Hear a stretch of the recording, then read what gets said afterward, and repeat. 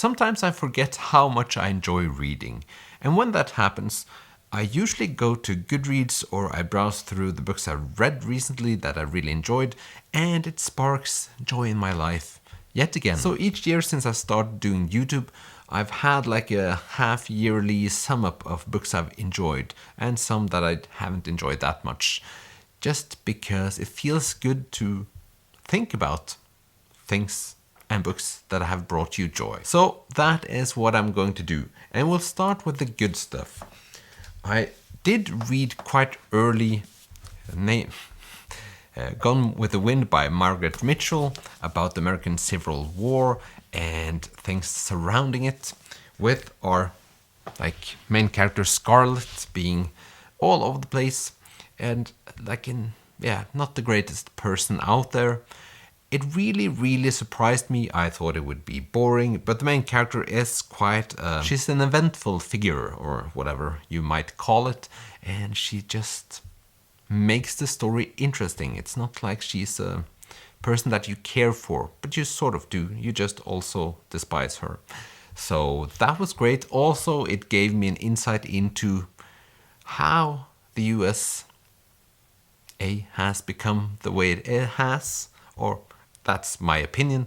It felt like it helped me a bit understanding people, I guess.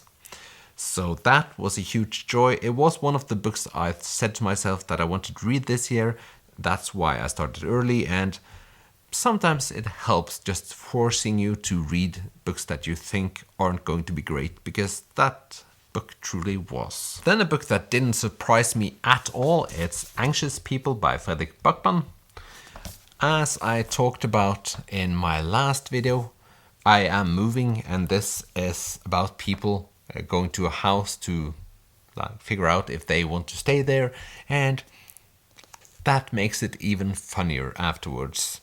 It's just a shame that I didn't read this after I sold my house and bought a new one, because that would have given even more meaning to this. For those of you that are long-time watchers of this channel, you know that I love Fredrik Backman, and this didn't disappoint either. I thought when I began reading this, I sort of thought this doesn't have like the same emotional impact that the other books have, but when you cross the half line, when you've read 50% of this novel, it makes more sense, and it's just better and better. I know that Fredrik Backman now has published a new novel. Haven't read it yet, but I am looking forward to it, because that will have to happen at some point. Then a surprise again, and it's Buzz Aldrin, Where Did You Go in All the Commotion? Is that what it's called? It's by Johan Harstad. It's quite a chunky one. It's about this guy that... it's a Norwegian novel about this guy that has lost his place in life and goes to the Faroe Islands to figure it all out. And he just doesn't return home. He just stays at the Faroe Islands and goes to this mental institution of sorts where he meets other people that hasn't succeeded in life.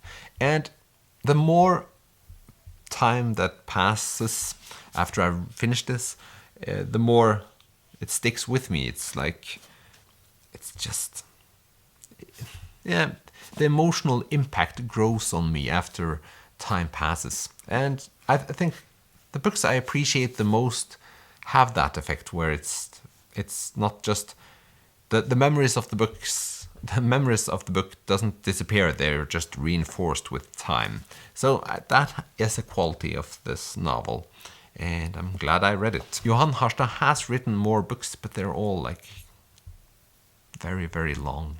So I will probably try one of his other books, but they take some time. Then it's The Name of the Wind by Patrick Rothfuss. This is like a high fantasy novel about a guy that has a past, and we get to learn about his past after the past has passed.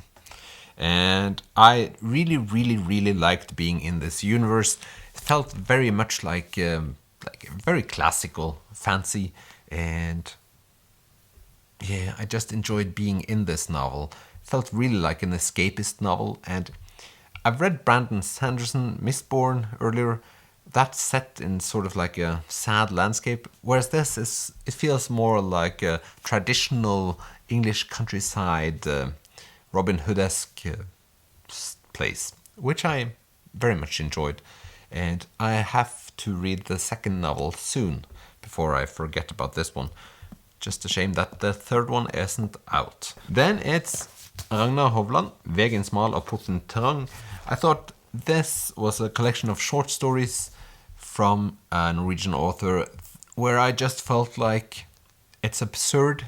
It's absurdism, but it's really like a recognizable absurdism. So I'm from the same like area that the author, and I felt a connection with the people you meet and the stories they have, and the at times narrow-mindedness of some people, which is kind of fun that is pointed out.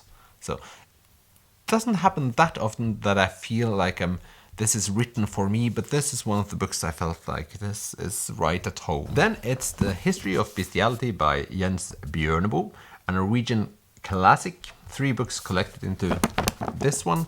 Also one of the books that I told myself that I would read this year. I guess this is actually a part of the first shipment of books I ordered when I started this channel. So a book that I thought, well, this is going to be something I need to read, and here we are 4 or 5 years later, and it has been read. So that's good, I guess. It's just Jens Bjørneboe's mix between fact and fiction about what's happened earlier in the history of bad things, torture. It basically has all the trigger warnings in the world if you're interested in reading about stuff like unpleasant stuff. But I didn't feel like it was that unpleasant, but maybe that says something about the times we live in now. So these were the books that I truly liked and will probably end up being in my top 10 this year, depending on what I'll read for the next part of this year. But then the time for the disappointments, and I have 2 books in this collection. It's The Secret History by Donald Hart. It lost everything it had that was suspenseful. It lost during like the first pages, I felt, or like not to exaggerate. It's quite a long book, but in the first couple of 100 pages, all the suspense was lost, and then we were left with words that didn't mean anything, and I was bored to death almost.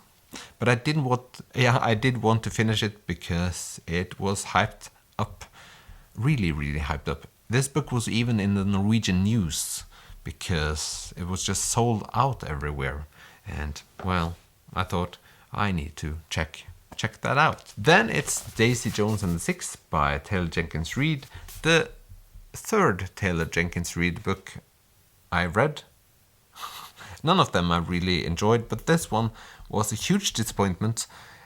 I ended up feeling like I could have read another Fleetwood Mac biography instead, because those are true stories.